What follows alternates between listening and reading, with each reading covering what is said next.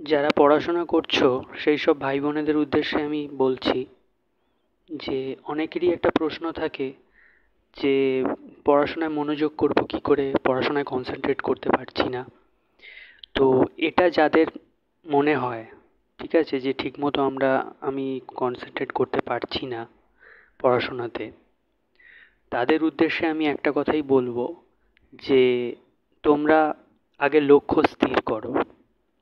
লক্ষ্য স্থির মানে আমি বলতে চাইছি না যে সব কিছু মানে তুমি আগে থেকেই ভবিষ্যৎবাণী করে দিতে পারবে, যে করে ফেলতে পারবে যে কি করবে তুমি 5 বছর পরে বা 10 বছর পরে কোন জায়গায় যাবে, সেটা তুমি নিশ্চয়ই প্রেডিক্ট করতে পারবে না। কিন্তু তুমি যেটা প্রেডিক্ট করতে পারবে সেটা হচ্ছে যে লক্ষ্যটা তুমি স্থির করতে পারবে, টার্গেটটা তুমি নিজের ক্ষমতার এবিলিটি দিয়ে, তোমার নিজের এবিলিটি অনুযায়ী তুমি কি পারবে সেটা তুমি নিজে অবশ্যই জানবে, তোমার থেকে ভালো কেউ জানতে পারবে না।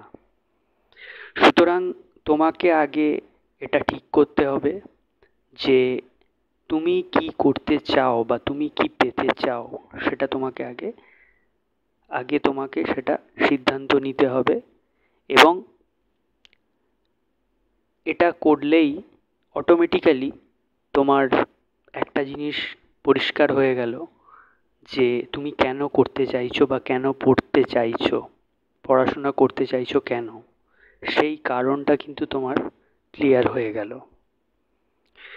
তো দেখবে যে কোনো কাজ করার সময় যখনই কারণটা তোমার জানা থাকবে তখন সেই কাজটা করতে তোমার অনেক সহজ হবে। কারণ এমন একটা জিনিস যেটা আমাদেরকে পিছন থেকে ঠেলা দেয় সেই কাজটা করার প্রতি ইন্টারেস্ট জোগায়। কারণ আমি জানি যে আমি কেন করছি। তো সবার কাছে এটাই অনুরোধ যে আগে লক্ষ্য স্থির করো এবং তার সাথে সাথে নিজে ভালো করে পর্যালোচনা করো, নিজে ভালো করে নিজের মনকে কোশ্চেন করো যে কেন করতে চাইছো। তাহলে দেখবে তুমি এই পড়াশোনায় মনোযোগ হচ্ছে না বা এরকম কিছু মনের মধ্যে তোমার আসবে না। তুমি একটা সিস্টেমেটিক্যালি পড়াশোনাটা কিন্তু করতে পারবে। Thank you.